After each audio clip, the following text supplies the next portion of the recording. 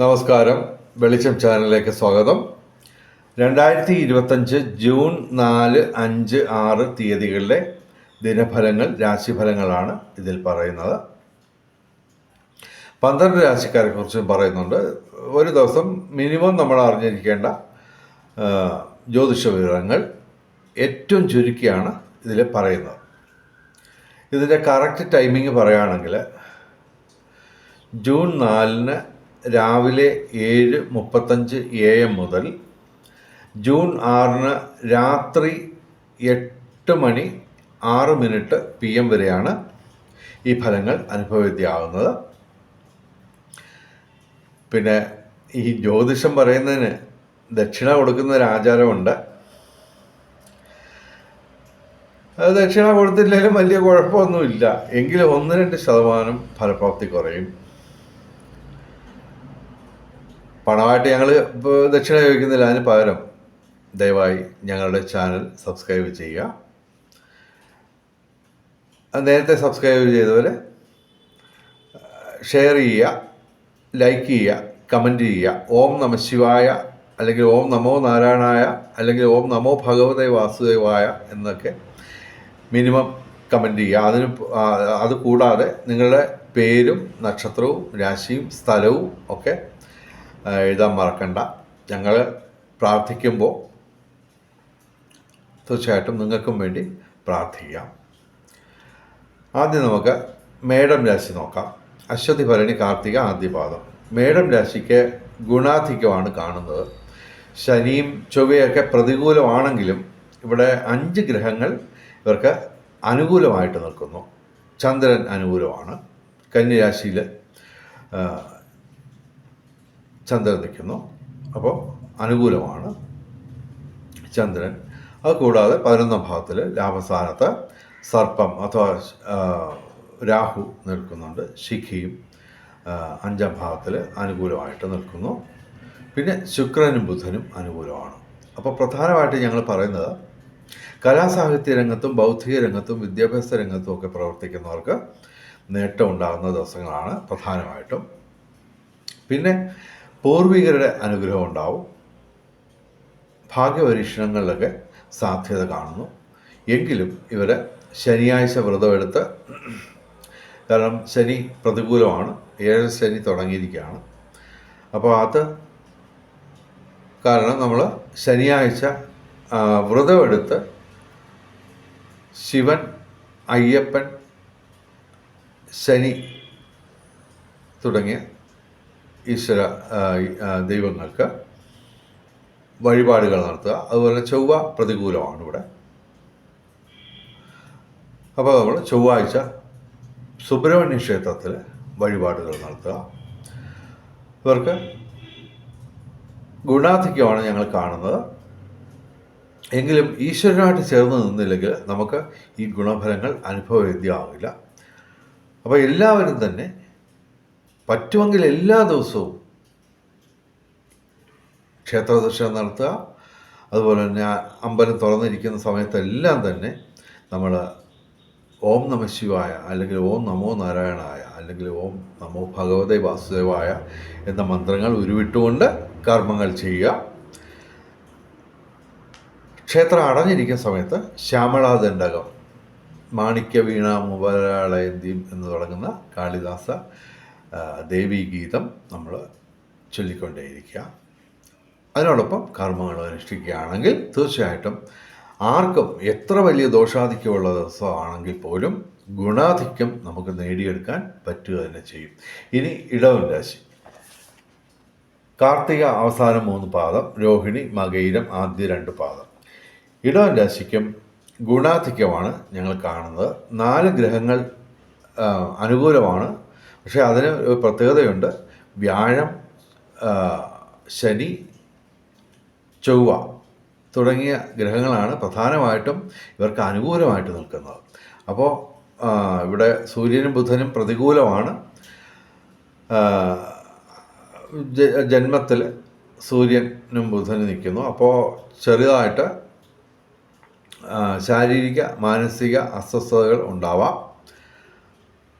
അതൊഴിവാക്കാൻ നമ്മൾ ശിവക്ഷേത്രത്തിൽ പറ്റുമെങ്കിൽ എല്ലാ ദിവസവും പത്നി സമേതനായ ശിവപ്രതിഷ്ഠയുള്ള ശിവക്ഷേത്രങ്ങളിൽ എല്ലാ ദിവസവും പോവുക, വഴിപാടുകൾ നടത്താൻ പറ്റുമെങ്കിൽ വഴിപാടുകൾ നടത്തുക. അതുപോലെ തന്നെ തീർച്ചയായിട്ടും ഞായറാഴ്ചയും ശനിയാഴ്ചയും ക്ഷേത്ര ദർശനം മുടക്കരുത്. ഇവിടെ ഇവർക്ക് ശുക്രനും വ്യാഴവും അനുകൂലമാണ്. അപ്പോൾ ബന്ധങ്ങൾ, അത് ഏത് തരത്തിലുള്ള ബന്ധങ്ങളായാലും അത് ശക്തമാവും, സുദൃഢമാവും, ഊഷ്മളമാവും. പിന്നെ ഭൗതിക സുഖങ്ങൾ എല്ലാം തന്നെ ഇവർക്ക് കരഗതമാവും.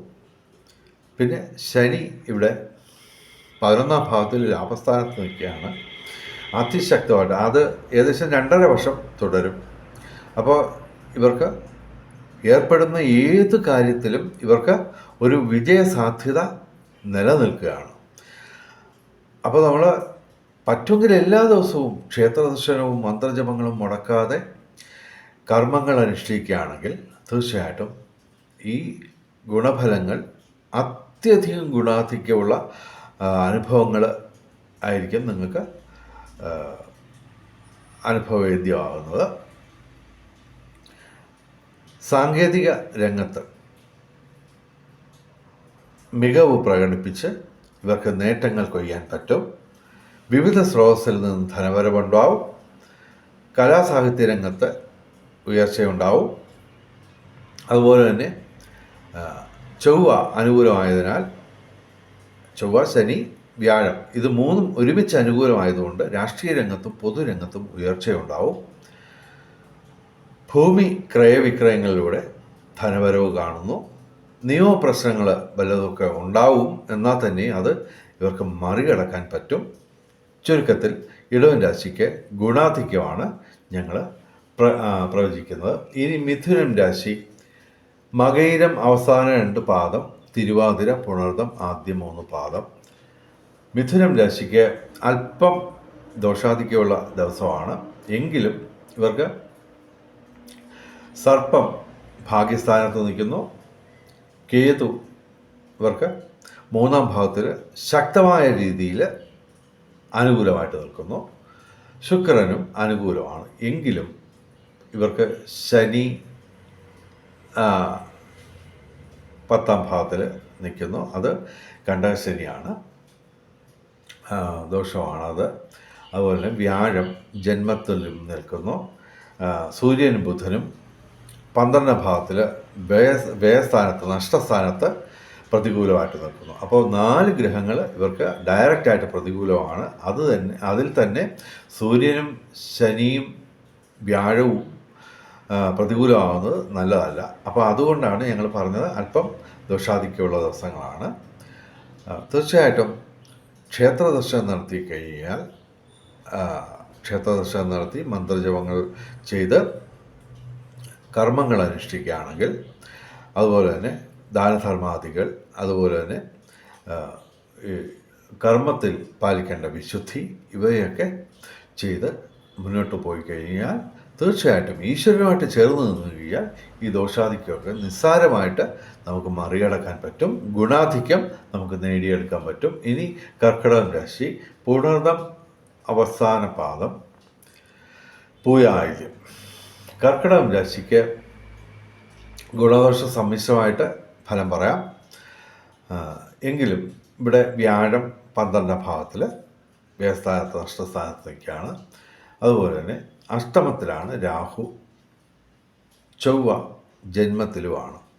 അപ്പോൾ ചൊവ്വ ജന്മത്തിൽ വരുമ്പോൾ ചെറിയ ശാരീരിക മാനസിക അസ്വസ്ഥതകളൊക്കെ ഉണ്ടാവാം. അതുപോലെ തന്നെ അഷ്ടമത്തിൽ സർപ്പം അഥവാ രാഹു നിൽക്കുന്നു, അത് ദോഷകരമാണ്. അപ്പോൾ നമ്മൾ ചൊവ്വാഴ്ച മുരുകക്ഷേത്രത്തിൽ, പിന്നെ പറ്റുമെങ്കിൽ എല്ലാ ദിവസവും സർപ്പപ്രതിഷ്ഠയുള്ള ക്ഷേത്രങ്ങളിൽ ദർശനം നടത്തുക. അതുപോലെ തന്നെ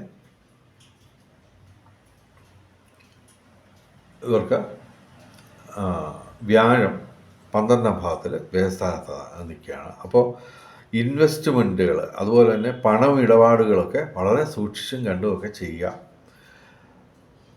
എങ്കിലും ഇവർക്ക് സൂര്യനും ബുധനും 11ാം ഭാവത്തിൽ ലാഭസ്ഥാനത്ത് വയ്ക്കുന്നു. അപ്പോൾ തൊഴിൽപരമായിട്ടുള്ള നേട്ടം, പിതൃഗുണം, സന്താന നേട്ടം ഇവയൊക്കെ അനുഭവത്തിൽ വരും. ചന്ദ്രനും ഇവിടെ അനുകൂലമാണ്. അപ്പോൾ ചന്ദ്രനും കൂടി അനുകൂലമായതുകൊണ്ട് നമുക്ക് ഈ ഗുണദോഷ സമ്മിശ്രമായിട്ട് ഫലം പറയാം. എങ്കിലും നമ്മൾ ഈശ്വരനായിട്ട് ചേർന്ന് നിന്നെങ്കിൽ മാത്രമേ ഏത് കാര്യത്തിനും പൂർണ്ണ വിജയം ഉണ്ടാവുകയുള്ളൂ. ഓക്കെ, അപ്പോൾ ഇനി ചിങ്ങം രാശി, മകം, പൂര, ഉത്ര, ആദ്യപാദം. ഇവർക്ക് ഗുണദോഷ സമ്മിശ്രമായിട്ട് ഫലം പറയാമെങ്കിലും ഇവർക്ക് ശനി, ചൊവ്വ, സർപ്പം, ശിഖി ഇവയൊക്കെ പ്രതികൂലമായിട്ട് നിൽക്കുന്നു. അതിൽ തന്നെ ശനി അഷ്ടമശനിയാണ്. അപ്പോൾ ശാരീരിക മാനസിക അസ്വസ്ഥതകൾ ഉണ്ടാവാം. അതുപോലെ തന്നെ ചൊവ്വ 12ാം ഭാവത്തിൽ വ്യയസ്ഥാനത്ത് വയ്ക്കുന്നു. അപ്പോൾ ഈ വാഹനങ്ങളൊക്കെ സൂക്ഷിച്ച് ഓടിക്കുക. അതുപോലെ തന്നെ അഗ്നി ഭയം എപ്പോഴും പ്രതീക്ഷിക്കുക. അതുപോലെ തന്നെ സർപ്പം അഥവാ ശിഖി, രാഹു 7ാം ഭാവത്തിൽ നിൽക്കുന്നു. അപ്പോൾ ദാമ്പത്യ ജീവിതത്തിൽ അല്പം അസ്വസ്ഥതകളൊക്കെ ഉണ്ടാവാം. അതൊക്കെ വിവേകപൂർവം നമ്മൾ നേരിട്ട് അത് മറികടക്കുക. അതുകൂടാതെ ഏറ്റവും പ്രധാനം നമ്മൾ ഈശ്വരനുമായിട്ട് ചേർന്ന് നിൽക്കുക എന്നുള്ളതാണ്. ശനിയാഴ്ച നിർബന്ധമായിട്ടും വ്രതമെടുത്ത് നമ്മൾ ശിവന്, അയ്യപ്പന്, ശനിക്ക് വഴിപാടുകൾ നടത്തുക. ചൊവ്വാഴ്ച മുരുകന്, അതുപോലെ തന്നെ എല്ലാ ദിവസവും ഉമാമഹേശ്വരി ക്ഷേത്രത്തിൽ, അതായത് ദേവിയും ശിവനും ഒരുമിച്ച് പ്രതിഷ്ഠിക്കപ്പെട്ടിട്ടുള്ള ക്ഷേത്രങ്ങളിൽ നമ്മൾ ദർശനം നടത്തുക. അതുപോലെ തന്നെ പ്രധാനമായിട്ടും നമ്മൾ ചെയ്യേണ്ടത്, ഒരു കാരണവശാലും ശനിയാഴ്ച നമ്മൾ ക്ഷേത്ര ദർശനം മുടക്കാൻ പാടില്ല. അതുപോലെ തന്നെ ഇവർക്ക് നേട്ടങ്ങളൊക്കെയാണ് കാണുന്നത്. കാരണം 11ാം ഭാവത്തിൽ രാമസ്ഥാനത്ത് വ്യാഴമുണ്ട്. അതുപോലെ തന്നെ കർമ്മഭാവത്തിൽ സൂര്യനും ബുധനും അനുകൂലമായിട്ട് നിൽക്കുന്നു. അപ്പോൾ അതുകൂടാതെ ശുക്രനും അനുകൂലമാണ്. അപ്പോൾ ശുക്രനും വ്യാഴവും കൂടി ഇവർക്ക് സൗഹൃദങ്ങൾ, അതായത് ബന്ധങ്ങൾ സുദൃഢമാക്കും, ഊഷ്മളമാക്കും. അതുപോലെ തന്നെ ധനവരവും ഉണ്ടാവും, വിവിധ സ്രോതസ്സിൽ നിന്ന് ധനവരവും ഉണ്ടാവും. സൂര്യനും ബുധനും കർമ്മഭാവത്തിൽ അനുകൂലമായിട്ട് നിൽക്കുന്നതുകൊണ്ട് ഈ ഇടവമാസം മുഴുവൻ ഇവർക്ക്, ഇടവമാസം മാത്രമല്ല മിഥുന മാസത്തിലും ഇവർക്ക് സൂര്യൻ അനുകൂലമായിട്ട് നിൽക്കുന്നതിനാൽ നമുക്ക് തൊഴിൽ രംഗത്ത് അസ്വസ്ഥതകൾ നീങ്ങി അത്യധികം ഗുണാധിക്യം അനുഭവപ്പെടും. പ്രധാനമായിട്ടും ഈ തൊഴിൽ രംഗത്ത്, തൊഴിലുമായിട്ട് ബന്ധപ്പെട്ട്. അതുപോലെ തന്നെ പിതൃഗുണം, സന്താന നേട്ടം ഇവയൊക്കെ അനുഭവത്തിൽ വരും. ചിങ്ങം രാശിക്ക് ഗുണദോഷ സമ്മിശ്രമായിട്ട് ഫലം പറയുന്നു. എന്നാൽ തന്നെ നമുക്ക് ഈ വ്യാഴത്തിൻ്റെയും സൂര്യൻ്റെയും ഒരു അനുകൂല ഭാവം കൊണ്ട് ഇടവം, മിഥുനം മാസങ്ങളിൽ ഇവർക്ക്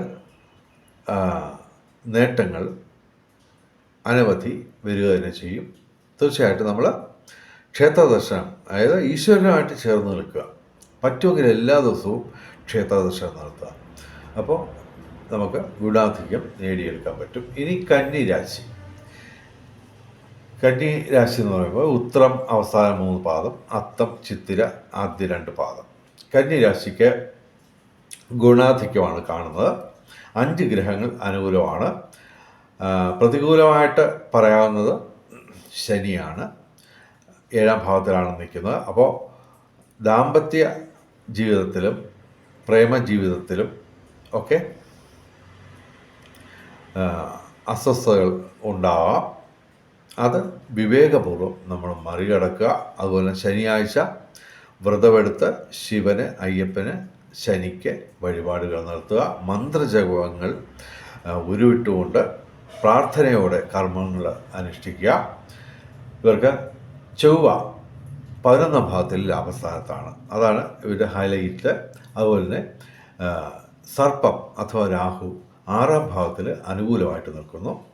കൂടാതെ ശുക്രനും ചന്ദ്രനും അനുകൂലമാണ്. അപ്പോൾ പ്രധാനമായിട്ടും ഭൂമി ക്രയവിക്രയങ്ങളിലൂടെ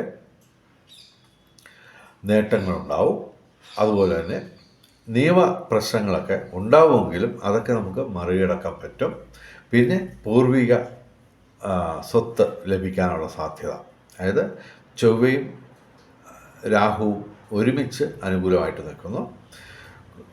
കൂടാതെ ശുക്രനും അനുകൂലമാണ്. അപ്പോൾ പൂർവിക സ്വത്ത് ലഭിക്കാം. അതല്ലെങ്കിൽ പൂർവിക സ്വത്തിൽ നിന്നുള്ള കൃഷിയിൽ നിന്നുള്ള ആദായം കൊണ്ട് വരുമാനമുണ്ടാവും, ധനവരവ് കാണുന്നു. പിന്നെ വിവിധ സ്രോതസ്സിൽ നിന്ന് ധനവരവ്. കൂടാതെ നിയമപ്രശ്നങ്ങളൊക്കെ ഉണ്ടാവുമെങ്കിൽ അത് മറികടക്കാൻ പറ്റും. ഇനി തുലാം രാശി, ചിത്തിര അവസാന 2 പാദം, ചോതി വിശാഖം ആദ്യ 3 പാദം. തുലാം രാശിക്ക് ഗുണാധിക്യമാണ് കാണുന്നത്. ഇവിടെ ചന്ദ്രൻ അനുകൂലമല്ല, വ്യയസ്ഥാനത്താണ് നിൽക്കുന്നത്, നഷ്ടസ്ഥാനത്താണ് നിൽക്കുന്നത്. അപ്പോൾ നമ്മൾ ഈ ഇൻവെസ്റ്റ്മെൻറ്റുകളിൽ അല്ലെങ്കിൽ അതുപോലെ തന്നെ പണമിടപാടുകളിൽ നമ്മൾ പരമാവധി ശ്രദ്ധ കേന്ദ്രീകരിക്കുക. ഇവർക്ക് പ്രധാനപ്പെട്ട എല്ലാ ഗ്രഹങ്ങളും അനുകൂലമാണ്. ഇവിടെ 6 ഗ്രഹങ്ങൾ ഈ ദിവസങ്ങളിൽ അനുകൂലമാണ്. എങ്കിലും ചന്ദ്രൻ പ്രതികൂലമാണ്. അതുപോലെ തന്നെ ഇവിടെ ശനി, വ്യാഴം, രാഹു, കേതു എല്ലാം നിങ്ങൾക്ക് അനുകൂലമാണ്. അതായത് ദീർഘകാലം ഒരേ രാശിയിൽ തുടരുന്ന പ്രധാനപ്പെട്ട എല്ലാ ഗ്രഹങ്ങളും അനുകൂലമാണ്. അതിനോടൊപ്പം തന്നെ ഇവിടെ ചൊവ്വ അനുകൂലമാണ്. അതുപോലെ തന്നെ ബുധൻ ഈ 5-ാം തീയതി 6-ാം തീയതി ഇത് മാറുന്നുണ്ട് ഗ്രഹങ്ങളൊക്കെ. അത് ഞാൻ പ്രത്യേകം ഇത് ചെയ്തിട്ടുണ്ട്, വീഡിയോ ചെയ്തിട്ടുണ്ട്. ചൊവ്വയും ബുധനും മാറുന്നത് പ്രത്യേകം ഇത് ചെയ്തിട്ടുണ്ട്. അത് ആ വീഡിയോ കൂടെ കാണാൻ ശ്രമിക്കുക. ഇവർക്ക് പൊതുവെ ചൊവ്വ ഇവിടെ 6-ാം തീയതി മാറിയെങ്കിൽ തന്നെ അത് അനുകൂലമായിട്ടാണ് മാറുന്നത്. ബുധൻ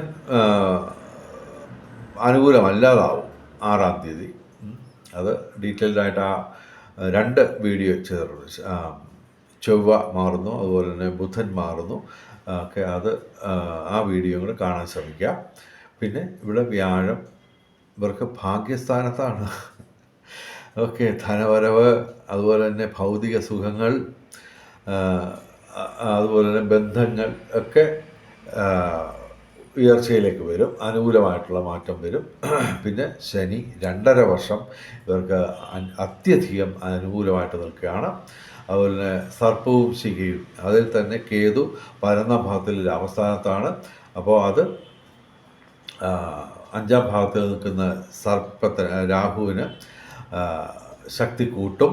അപ്പോൾ തീർച്ചയായിട്ടും ഈ പൂർവികരുടെ അനുഗ്രഹം ഉണ്ടാവും, അപ്രതീക്ഷിത ധനലാഭം ഉണ്ടാവും.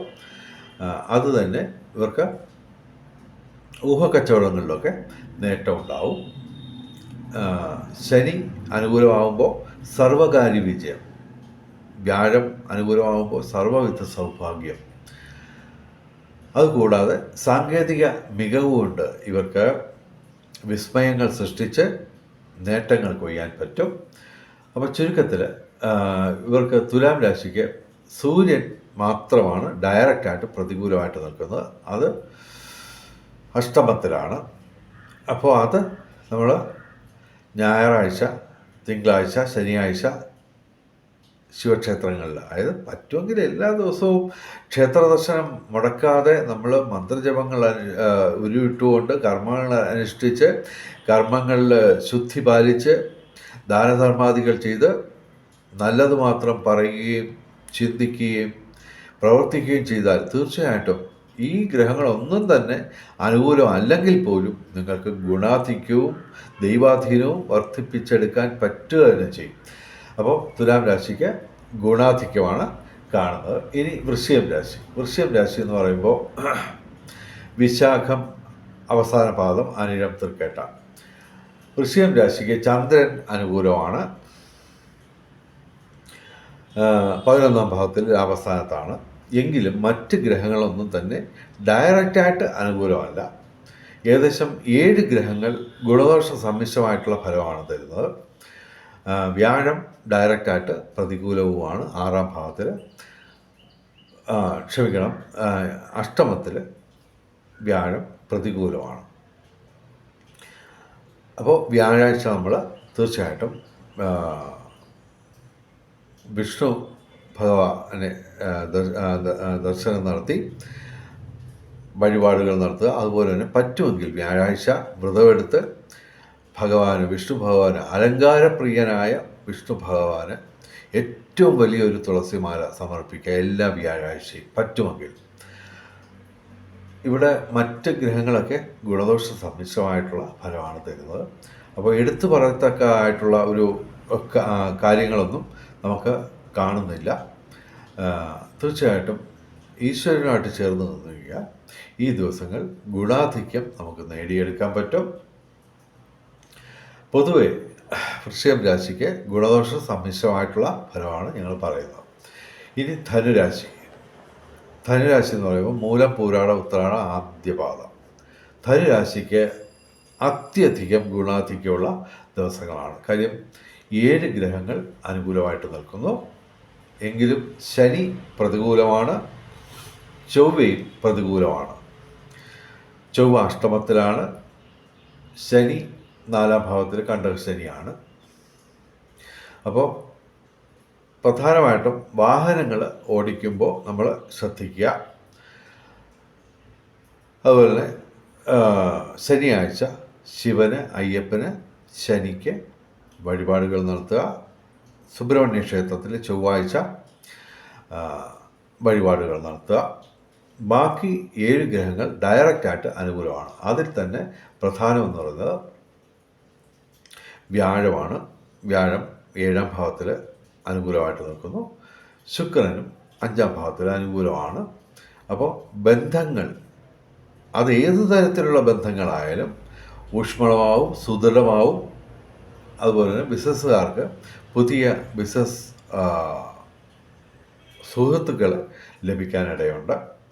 അതുപോലെ തന്നെ ഉന്നത വ്യക്തികളുമായിട്ട് സൗഹൃദം സ്ഥാപിക്കുകയും അതുവഴി ഭാവിയിൽ നേട്ടങ്ങൾ ഉണ്ടാക്കാനും പറ്റുന്ന ദിവസങ്ങളാണ് ഈ ദിവസങ്ങൾ. പിന്നെ ഇവിടെ സൂര്യനും ബുധനും അനുകൂലമാണ് 6ാം ഭാവത്തിൽ. അപ്പോൾ തൊഴിൽപരമായിട്ട് നേട്ടങ്ങൾ ഉണ്ടാവുക തന്നെ ചെയ്യും. തൊഴിൽ രംഗത്ത് ഉണ്ടായിരുന്ന അസ്വസ്ഥതകളൊക്കെ മാറി തീർച്ചയായിട്ടും തൊഴിൽപരമായിട്ട് ഉന്നതി, അതുപോലെ തന്നെ പൂർവിക സ്വത്ത് ലഭിക്കും. കാര്യം സർപ്പം ഇവിടെ അനുകൂലമാണ്. പൂർവികരുടെ അനുഗ്രഹം ഉണ്ടാവും. അതുപോലെ തന്നെ ഈ ഭാഗ്യപരീക്ഷണങ്ങളിലൊക്കെ നേട്ടമുണ്ടാവും. വിവിധ സ്രോതസ്സിൽ നിന്ന് ധനവരവുണ്ടാവും. കലാസാഹിത്യ രംഗത്തും ബൗദ്ധിക രംഗത്തും വിദ്യാഭ്യാസ രംഗത്തും ഉയർച്ച ഉണ്ടാവും. തൊഴിൽപരമായിട്ടുള്ള ഉന്നതി ഉണ്ടാവും. അതുപോലെ തന്നെ പിതൃഗുണം, സന്താന നേട്ടം ഇവയൊക്കെ ഉണ്ടാവും. അതുപോലെ തന്നെ ചന്ദ്രനും ഇവിടെ അനുകൂലമാണ്. ചന്ദ്രൻ കർമ്മഭാവത്തിൽ അനുകൂലമായിട്ട് നിൽക്കുന്നു. അപ്പോൾ ഇനിയുള്ള 4-5 ദിവസം ഇവർക്ക് ചന്ദ്രൻ അനുകൂലമായിരിക്കും. അപ്പോൾ പൊതുവെ ഉള്ള ഈ ശാരീരിക മാനസിക അസ്വസ്ഥതകളൊക്കെ പൂർണ്ണമായിട്ടും മാറാനുള്ള സാധ്യതയാണ് കാണുന്നത്. ധനുരാശിക്കാണ് ഈ ദിവസങ്ങളിൽ ഏറ്റവും കൂടുതൽ സൗഭാഗ്യം ഞങ്ങൾ പ്രവചിക്കുന്നത്. ഇനി മകരം രാശി എന്ന് പറയുമ്പോൾ ഉത്രാടം അവസാനം 3 പാദം, തിരുവോണം, അവിട്ടം ആദ്യ 2 പാദം. മകരം രാശിക്ക് അത്ര നല്ല ദിവസങ്ങളല്ല. വ്യാഴം പ്രതികൂലമാണ്, ചൊവ്വ പ്രതികൂലമാണ്. അതുപോലെ തന്നെ ശിഖി അഥവാ കേതു ഇവർക്ക് അഷ്ടമത്തിലാണ്. അപ്പോൾ തീർച്ചയായിട്ടും ചൊവ്വാഴ്ച മുരുകക്ഷേത്രത്തിൽ വഴിപാടുകൾ നടത്തുക. വ്യാഴാഴ്ച വ്രതമെടുത്ത് മഹാവിഷ്ണു ക്ഷേത്രത്തിൽ ദർശനം നടത്തുക, വഴിപാടുകൾ നടത്തുക. അതുപോലെ തന്നെ ഇവിടെ ശനിയും ശുക്രനും ഒരുമിച്ച് അനുകൂലമായിട്ട് നിൽക്കുന്നു. അപ്പോൾ ഏർപ്പെടുന്ന കാര്യങ്ങളിലൊക്കെ തന്നെ ഇവർക്കൊരു വിജയസാധ്യത നിലനിൽക്കുന്നുണ്ട്. എങ്കിലും ഈ ചൊവ്വയും വ്യാഴവും കേതുവും ഒക്കെ പ്രതികൂലമായിട്ട് നിൽക്കുന്നതുകൊണ്ടും മറ്റ് ഗ്രഹങ്ങൾ, അതായത് ഏകദേശം 4ഓളം ഗ്രഹങ്ങൾ ഗുണദോഷ സമ്മിശ്രമായിട്ടുള്ള ഫലമാണ് തരുന്നത്. അപ്പോൾ ഇവർക്ക് പൊതുവെ ഗുണദോഷ സമ്മിശ്രമെന്ന് പറയാമെങ്കിലും അത്യാവശ്യം ഈ ചന്ദ്രൻ ഇവിടെ അനുകൂലമല്ല. അതുകൊണ്ടുകൂടിയാണ് ഞങ്ങൾ പറയുന്നത് അത്ര നല്ല ദിവസങ്ങളല്ല. എങ്കിലും ഇവർക്ക് ഈശ്വരനായിട്ട് ചേർന്ന് നിന്ന് കഴിഞ്ഞാൽ സർവകാര്യ വിജയം നേടിയെടുക്കാൻ പറ്റും. ഇനി കുംഭം രാശി എന്ന് പറയുമ്പോൾ അവിട്ടം അവസാന 2 പാദം, ചതയം പൂരിട്ടാതി ആദ്യ 3 പാദം. കുംഭം രാശിക്ക് ഗുണദോഷ സമ്മിശ്രമായിട്ട് ഫലം പറയുന്നു. ഇവർക്ക് ശനി, സർപ്പം, ചന്ദ്രൻ ഇവ ഡയറക്റ്റായിട്ട് പ്രതികൂലമാണ്. അപ്പോൾ ശനിയാഴ്ച തീർച്ചയായിട്ടും ശിവക്ഷേത്രത്തിൽ അയ്യപ്പന് ശനിക്ക് വഴിപാടുകൾ നടത്തുക. എല്ലാ ദിവസവും ഇവർ സർപ്പപ്രതിഷ്ഠയുള്ള ക്ഷേത്രങ്ങളിൽ ദർശനം നടത്തുക. ആയില്യം ദിവസം ഇവർ പ്രധാനമായിട്ടും ഈ 100 പാലും നടത്തുക. ആയില്യം ദിവസം സർപ്പപ്രതിഷ്ഠയുള്ള ക്ഷേത്രങ്ങളിൽ. അതുപോലെ തന്നെ ചന്ദ്രനും ഇവർക്ക് പ്രതികൂലമാണ്. അഷ്ടമത്തിലാണ് ചന്ദ്രൻ നിൽക്കുന്നത്. അപ്പോൾ അല്പം ദേഹാസ്വാസ്ഥ്യം, മാനസിക അസ്വസ്ഥതകൾ ഒക്കെ ഉണ്ടാകും. അതുകൂടാതെ സർപ്പവും ഇവിടെ ജന്മരാഹുവാണ്. അപ്പോൾ ശാരീരിക മാനസിക അസ്വസ്ഥതകൾ പ്രതീക്ഷിക്കാം. ശനി 7 ശനിയുമാണ്. അപ്പോൾ ശനിയാഴ്ച നമ്മൾ ക്ഷേത്ര ദർശനം നിർബന്ധമാക്കുക. അതുപോലെ തന്നെ എല്ലാ ദിവസവും സർപ്പപ്രതിഷ്ഠയുള്ള ക്ഷേത്രങ്ങളിൽ ദർശനം നടത്തുക. അതുപോലെ തന്നെ ഇവർക്ക് ശുക്രൻ, ബുധൻ, വ്യാഴം, ചൊവ്വ ഈ 4 ഗ്രഹങ്ങൾ അനുകൂലമാണ്.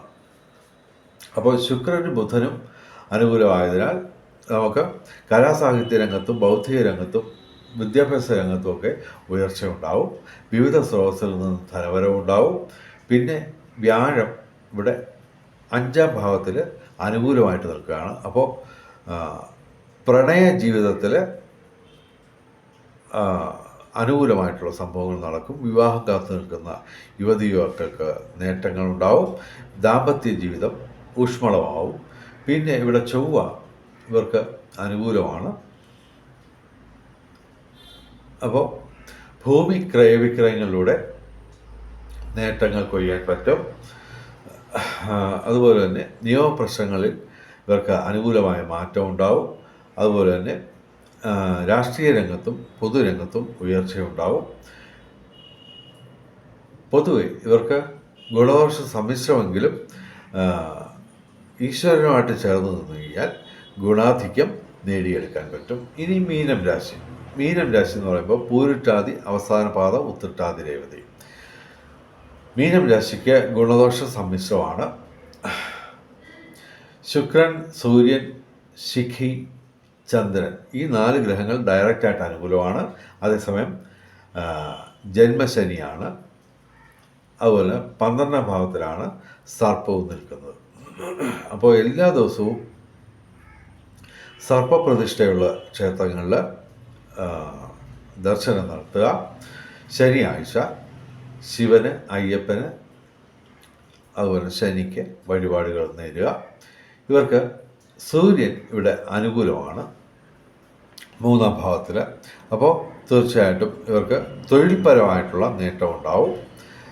അത് ഈ ഇടവമാസം മുഴുവൻ തൊഴിൽപരമായിട്ടുള്ള നേട്ടം ഉണ്ടാവും. പിന്നെ പിതൃഗുണം, സന്താന നേട്ടം ഇവ പ്രതീക്ഷിക്കാം. പിന്നെ ശുക്രൻ അനുകൂലമാണ്. അപ്പോൾ വിവിധ സ്രോതസ്സിൽ നിന്ന് ധനവരവ്, അതുപോലെ തന്നെ ബന്ധങ്ങൾ, സുഹൃത്ത് ബന്ധങ്ങളൊക്കെ ഊഷ്മളമാവും. പൊതുവെ ഇവർക്ക് ഗുണദോഷ സമ്മിശ്രമായിട്ടാണ് ഫലം പറയുന്നത്. ഈശ്വരനുമായിട്ട് ചേർന്ന് നിൽക്കുക, അതാണ് ഏറ്റവും പ്രധാനം.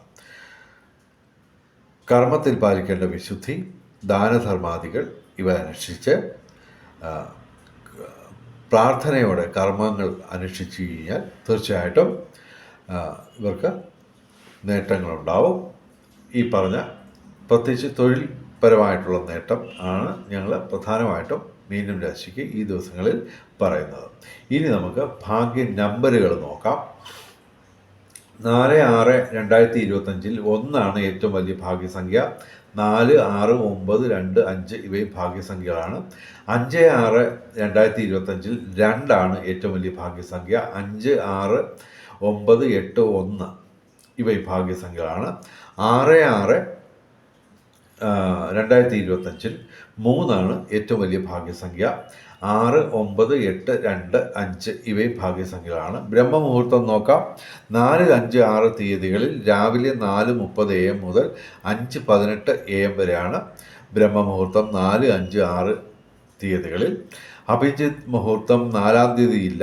5, 6 തീയതികളിൽ അഭിജിത്ത് മുഹൂർത്തം ഉച്ചയ്ക്ക് 12 PM മുതൽ ഉച്ചയ്ക്ക് 12:50 PM വരെയാണ് 5, 6 തീയതികളിൽ അഭിജിത്ത് മുഹൂർത്തം. അഭിജിത്ത് മുഹൂർത്തത്തിലും ബ്രഹ്മമുഹൂർത്തത്തിലും പ്രധാനപ്പെട്ട കാര്യങ്ങൾ ചെയ്യാൻ ശ്രമിക്കുക. ബ്രഹ്മമുഹൂർത്തത്തിൽ പ്രാർത്ഥനകൾക്കും ക്ഷേത്ര ദർശനങ്ങൾക്കും പ്രാധാന്യം നൽകുക. ഇനി രാഹുകാലം നോക്കാം.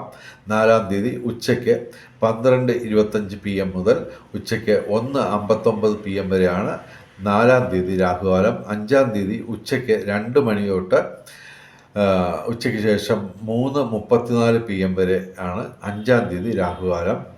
6-ാം തീയതി 10:50 AM മുതൽ രാവിലെ ഉച്ചയ്ക്ക് 12:25 PM വരെയാണ് 6-ാം തീയതി രാഹുകാലം. രാഹുകാലത്ത് പ്രധാനപ്പെട്ട കാര്യങ്ങളിൽ നിന്ന് വിട്ടുനിൽക്കുക. അതുപോലെ തന്നെ യാത്രകൾ ഒഴിവാക്കുക. ഇനി ഭാഗ്യ നിറങ്ങൾ നോക്കാം. 4-ാം തീയതി ബുധനാഴ്ച പച്ച, 5-ാം തീയതി വ്യാഴാഴ്ച മഞ്ഞ, 6-ാം തീയതി വെള്ളിയാഴ്ച ചുവപ്പ്, അല്ലെങ്കിൽ ഇവയുടെ ഇളം നിറങ്ങൾ അല്ലെങ്കിൽ ഈ നിറങ്ങൾ ഡിസൈനായിട്ടുള്ള വസ്ത്രങ്ങൾ ധരിച്ചാൽ ഭാഗ്യവർദ്ധന ഉണ്ടാകുന്നതാണ്.